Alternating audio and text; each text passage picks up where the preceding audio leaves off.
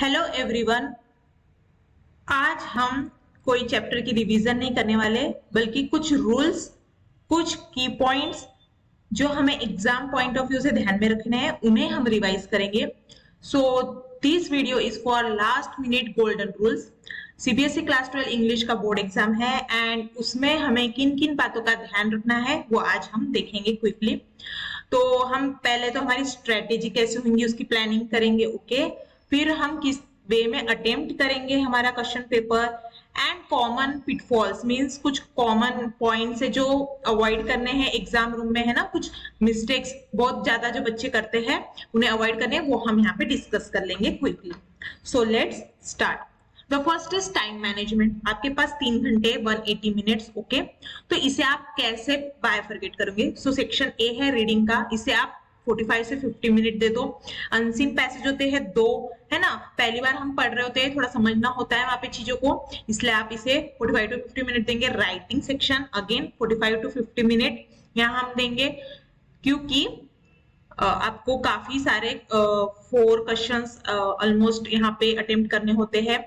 New चीजें लिखनी होती है, अपने आप माइंड में फ्रेमिंग करनी होती है, तो थोड़ा टाइम लगेगा। लिटरेचर अगेन काफी वास्ट है, सो 65 टू 70 मिनट आप इसके लिए रख लीजिए। एंड रिवीजन ऑफ फॉर्मेटिंग, है ना, कुछ मतलब पूरे आंसर्स अगेन गो थ्रू करना है आपको लास्ट में। एंड अगर उसमें कुछ मिस्टेक्स है, कुछ करेक्शन करने हैं, कुछ इंप्रूवमेंट करना है, उसके लिए आप लास्ट के 10 टू 15 मिनट्स रखोगे। सो ये एक स्टैंडर्ड में यहाँ पे आपको टाइम मैनेजमेंट बता रही हूँ। इस वे में आप अपना टाइम को क्लासिफाई कर लीजिए, अलॉट कर लीजिए इन सेक्शन के लिए। और जो लास्ट के 10 टू 15 मिनट्स है ना, ये रखो ही आप रीचेक के लिए, क्योंकि हम बहुत सी बार चीजें जल्दबाजी में कुछ लिख देते हैं और फिर जब पढ़ते हैं तो फिर हमें समझ आता है कि हाँ यहाँ तो ये बेटर लग रहा था, है ना। तो ये रखना है आपको। अगर आपने सैंपल पेपर सॉल्व किए होंगे तो आपकी राइटिंग प्रैक्टिस हो गई होंगी, सो आप ये इजीली कर पाओगे।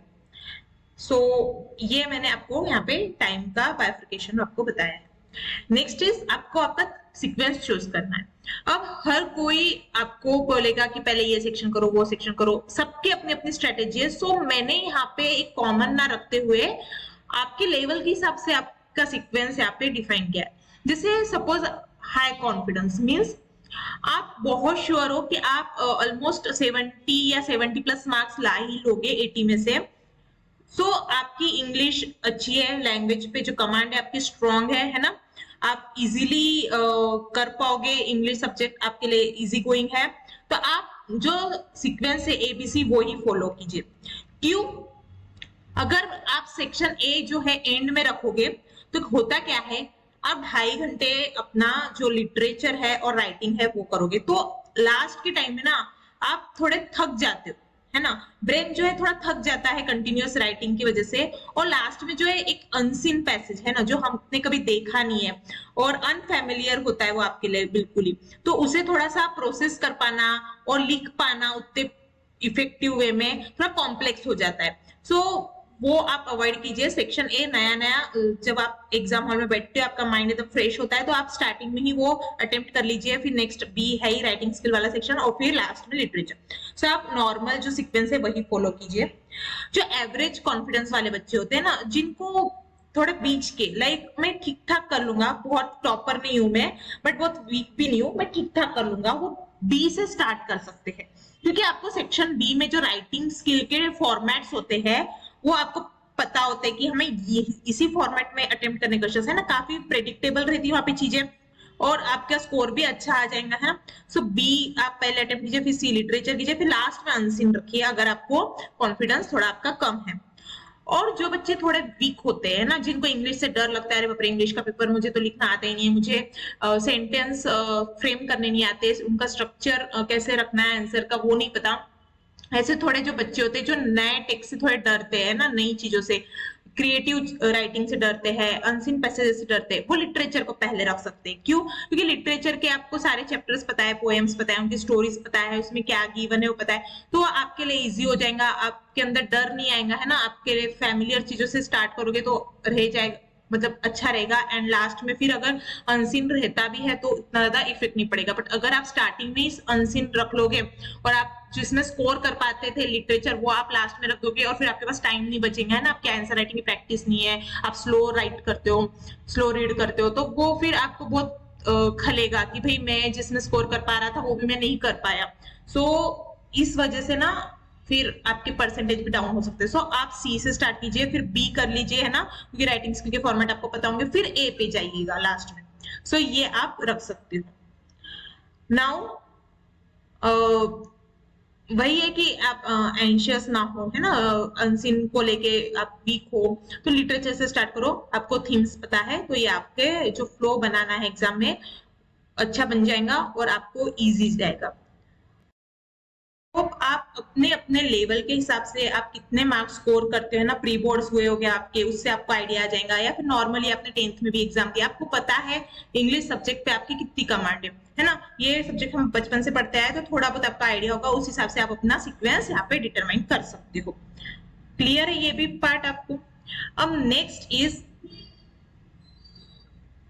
सेक्शन ए से हम स्टार्ट करते हैं। अब मैं आपको सेक्शन वाइज जो छोटी छोटी चीजें होती है वो आपको बता देती हूँ कि आपको किन किन बातों का ध्यान रखना है। तो हम सेक्शन ए से स्टार्ट करेंगे जो है कि है रीडिंग स्किल्स, है ना, अनसीन पैसेज वाला सेक्शन। तो इसमें स्कीमिंग स्ट्रेटेजी आप अपना लो। आप क्या कर लो, आपको जो पैसेज दिया जाता है उसमें कुछ पैरा होते हैं ना, 4 to 5 पैरा होते हैं, तो हर मतलब पूरा पैसेज आप क्विकली स्किम कर लो, है ना, जल्दी जल्दी फटाफट पढ़ लो।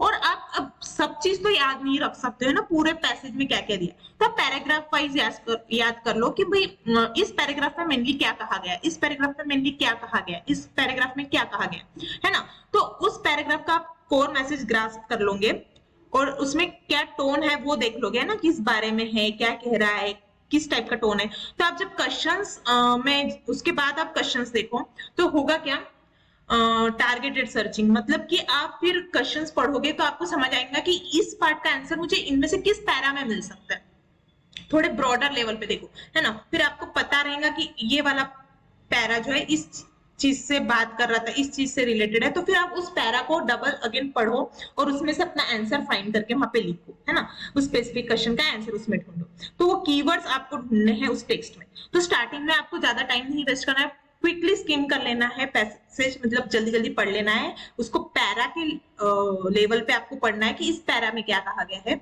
और फिर जब आप स्पेसिफिक क्वेश्चन का आंसर ढूंढ रहे होंगे तब आप उस पैरा को डिटेल में पढ़ के अपना आंसर वहां पे फ्रेम कीजिए। आ रही है बात समझ में? Next is creative writing. 18 marks का हमारा सेक्शन बी होता है। इसमें आपके तो 4 मार्क्स वाले क्वेश्चन होते हैं, 5 मार्क्स वाले क्वेश्चन होते हैं। 4 मार्क्स वाले क्वेश्चन थोड़े शॉर्ट राइटिंग टाइप के होते हैं, 5 मार्क्स वाले लॉन्ग राइटिंग के होते हैं ना। तो शॉर्ट राइटिंग में आपको क्या आता है, एक तो नोटिस आता है, फॉर्मल या इनफॉर्मल इन्विटेशन और रिप्लाईज आते हैं। तो इनकी जो वर्ड लिमिट है होती है वो होती है 50 वर्ड्स की, है ना। तो 50 वर्ड्स में लिखना है आपको, उससे ज्यादा लिखो मत, एक तो टाइम वेस्ट होगा, दूसरी चीज मार्क्स कटेंगे, है ना। अब आप सोचोगे कि मुझे एग्जैक्ट 50 कैसे पता चलेगा, तो आप ऐसा नहीं है, आप पहली बात तो आप लिख लिख के प्रैक्टिस कर लिए होंगे, आपको पता होगा कितनी लाइंस में वो आंसर आना चाहिए। दूसरी चीज प्लस माइनस 10, है ना, 10 वर्ड्स आप ऊपर नीचे के चल सकते हो, इतना हो सकता है, इतना एक्सेप्टेबल है। बट ऐसा नहीं कि आप 50 का 80 वर्ड्स में लिख दोगे या 50 का 20 वर्ड्स में लिख दोगे, ऐसा नहीं चलेगा। ओके, 40-60 का आप रेंज रख सकते हो। यहाँ पे आपकी लैंग्वेज जो है फॉर्मल रखो, प्रीशियस रखो। इनफॉर्मल इन्विटेशन के केस में आप थोड़ा सा इनफॉर्मल लैंग्वेज यूज कर सकते हो, बट नोटिस के केस में फॉर्मल रखो और टू द पॉइंट, क्योंकि आपके पास वर्ड लिमिट कम है तो एकदम टू द पॉइंट लिखना है आपको। जो जो मेन इंफॉर्मेशन है वो सारी कवर होनी चाहिए आपके आंसर में। अब थोड़ा सा इन्विटेशन की इसमें मैं आपको बता देती हूँ, काफी कंफ्यूजन होता है बच्चों को कि कार्ड फॉर्मेट कब यूज करना है और लेटर फॉर्मेट कब यूज करना है। सो पहली बात तो आपको क्वेश्चन में गिवन होता है कि कार्ड बनाना है या लेटर लिखना है। दूसरी चीज, ना भी दिया हो तो कार्ड फॉर्मेट हम जब यूज करते हैं जब हमारे जो इन्वाइटीज है वो बहुत सारे, हमें बहुत लोगों को इन्वाइट करना है एक साथ, तो हम कार्ड यूज करेंगे। और जब हमको किसी एक पर्सन को इन्विटेशन देना है तब हम लेटर यूज करेंगे। रिप्लाई में हम मोस्टली लेटर फॉर्मेट में ही यूज करते हैं। अच्छा, जब हम कार्ड फॉर्मेट यूज करते हैं इन्विटेशन के लिए तो हमें बॉक्स बनाना जरूरी होता है, एंड अगर लेटर फॉर्मेट यूज कर रहे हैं तो वहां पे बॉक्स बनाना नेसेसरी नहीं होता है। और आपको इन्विटेशन या रिप्लाईज, मतलब आपको चॉइस होती है वहां पे, उन दोनों में से कुछ एक ही अटेम्प्ट करना होता है, ठीक है। अब ओवर राइटिंग नहीं करनी है, ग्रामेटिकल एरर्स होते हैं, वैल्यूएबल टाइम वेस्ट होता है ना। बेसिक चीज है, ये कॉमन ट्रैप है, बच्चे लिखने लग जाते हैं। अरे भाई मतलब सपोज कोई नॉर्मली एबीसी सीक्वेंस से चल रहा है, रीडिंग स्किल हो गया, फिर आता है राइटिंग स्किल, और उसमें उसका होती है एनर्जी मिडिल पे, तो वो लिखना स्टार्ट कर देता है और लिखते जाता है, फिर उसके लिए लिटरेचर के लिए टाइम नहीं बचता है और फिर वो फंस जाता है, रोने लग जाता है, अरे ये मुझे आता था बट मैं नहीं लिख पाया। लैंग्वेज के पेपर में सबसे ज्यादा प्रॉब्लम टाइम मैनेजमेंट में होती है। सो प्लीज चीजों को ध्यान में रखते हुए, खो नहीं जाना है चीजों में, टाइम का बहुत स्ट्रिक्टली आपको ध्यान देना है, pay attention to the time and attempt your paper. Okay, अब लॉन्ग राइटिंग में जो होते हैं 5 मार्क्स वाले क्वेश्चन में, उसमें जॉब एप्लीकेशन होता है या फिर लेटर टू एडिटर लिखना होता है, इन दोनों में आपको चॉइस होती है। ओके, तो अब ये वैरी करता है स्टूडेंट टू स्टूडेंट, बट मैं कहती हूँ कि जॉब एप्लीकेशन थोड़ा सेफ होता है, क्योंकि वहां पे बायोडाटा जो है, उस सीवी का जो फॉर्मेट है, वो आप एक टाइप से अपने माइंड में सेट करके जा सकते हो कि मैं ये चीजें लिखूंगा, है ना।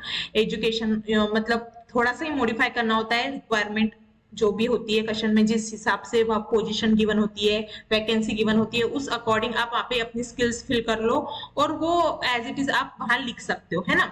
और उसमें ज्यादा आपको क्रिएटिव लिखने की नीड नहीं होती है। आप फॉर्मल आप ओपनिंग लाइन लिख दोगे कि मैं ये हूँ, अपना कैंडिडेचर ऑफर करना चाहता हूँ, इस पेपर में मैंने आपकी एडवर्टाइजमेंट पढ़ी, मैंने मेरी ये एजुकेशन है, और फिर लास्ट में मैंने अपना रिज्यूमे अटैच किया है एंड मैं इस अपॉर्चुनिटी के लिए ईगर हूँ, आपके रिप्लाई आपके I am looking forward for to this opportunity, like इस टाइप से आपकी क्लोजिंग लाइन जो होती है, फिर yours faithfully signature and all. तो एक जो स्ट्रक्चर है वो फिक्स होता है और आप उस अकॉर्डिंग लिख सकते हो। लेटर टू एडिटर में क्या होता है, आपके पास सिर्फ वो कंटेंट जो होता है, लेटर की जो बॉडी होती है, उसमें काफी आपको कन्विंस एक टाइप से करना होता है ना। हम एडिटर को लिख रहे हैं, वो प्रॉब्लम कैसी है, क्यों है, और उस वजह से क्या प्रॉब्लम और दूसरी प्रॉब्लम्स हमें फेस करनी पड़ रही है, क्या इफेक्ट हो रहा है उसका, वो थोड़ा सा वहां पे लैंग्वेज पे बहुत ज्यादा प्रेशर बन जाता है ना। आपको उतना अच्छे से लिखना होता है ताकि एग्जामिनर कन्विंस हो और वो आपको मार्क दे।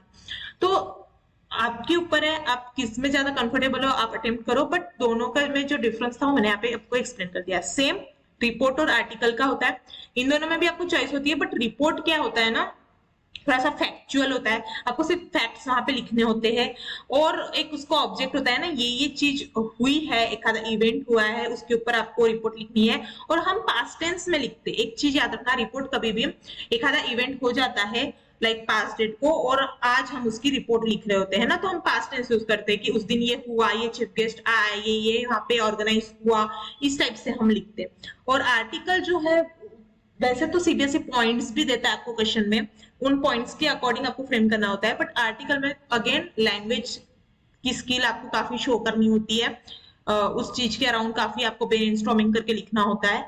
सो आपके ऊपर है, रिपोर्ट थोड़ा इजी हो जाता है।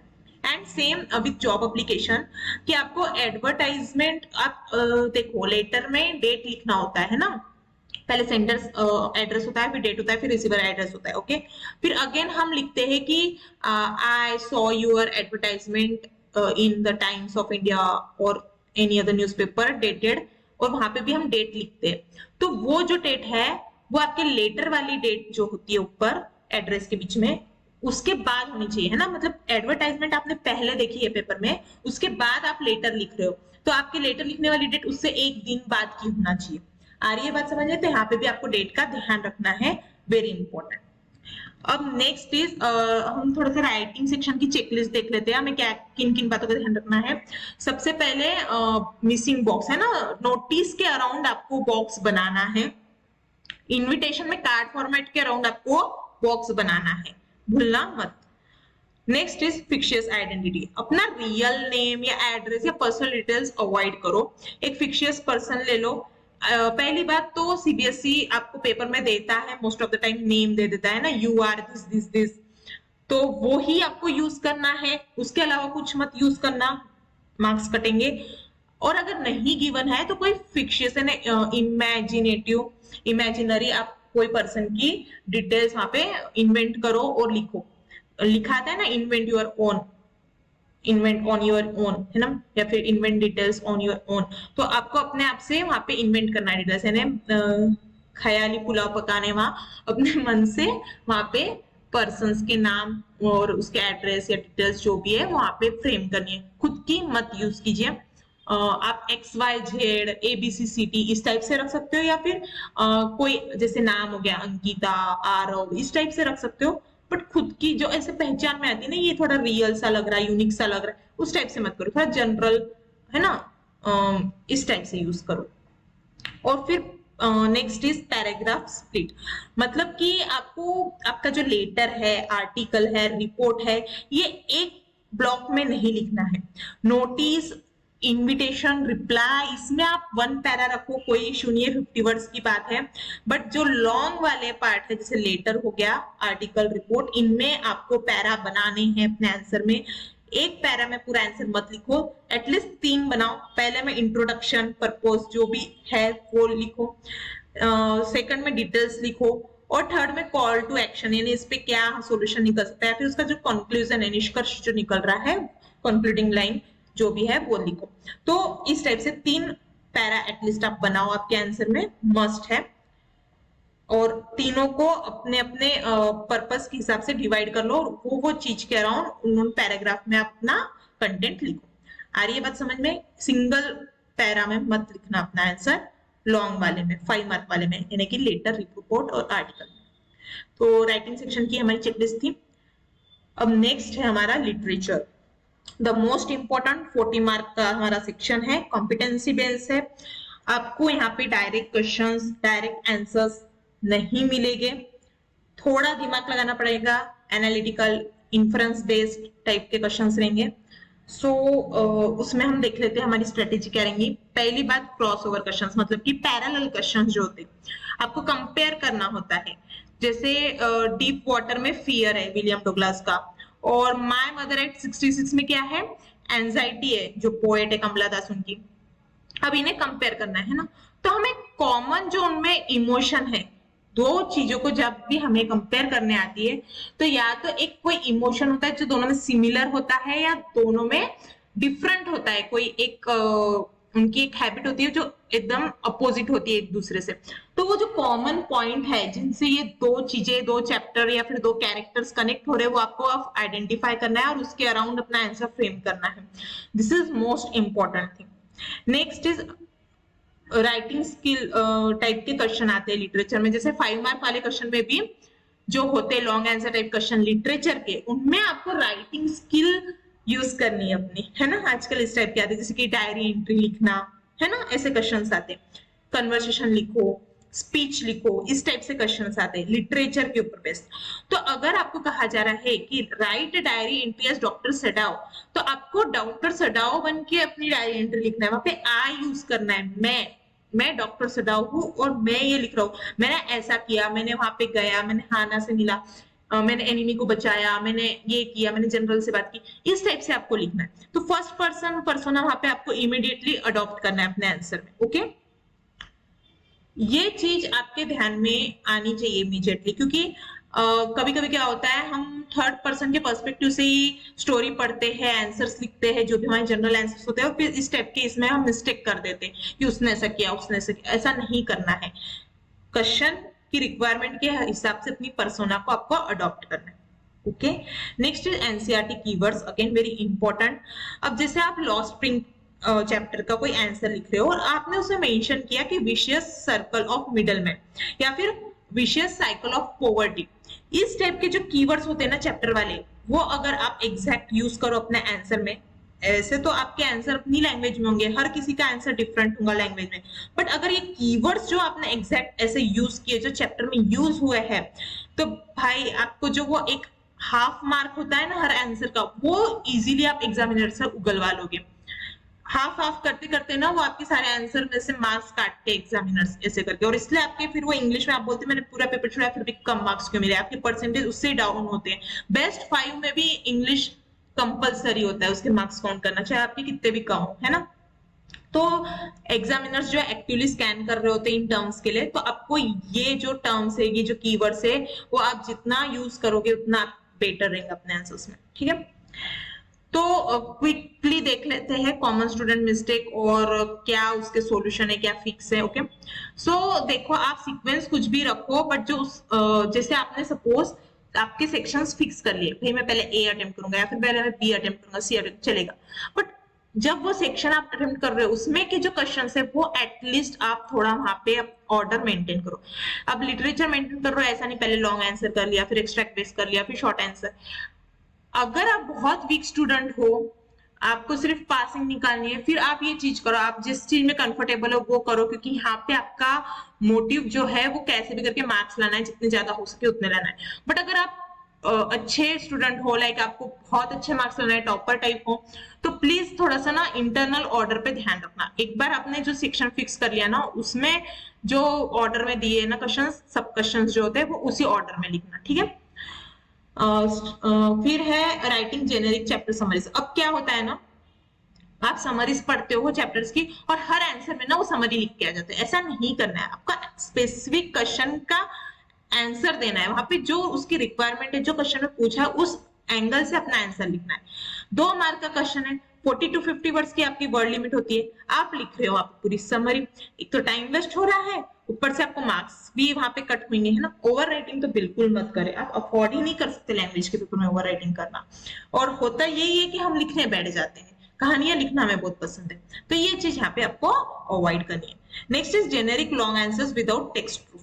अब जब लॉन्ग आंसर्स आते हैं ना, उसमें ये पॉइंट बहुत इंपॉर्टेंट है, लॉन्ग आंसर्स में टेक्सचुअल कीवर्ड्स यूज करो, ऑथर नेम यूज करो।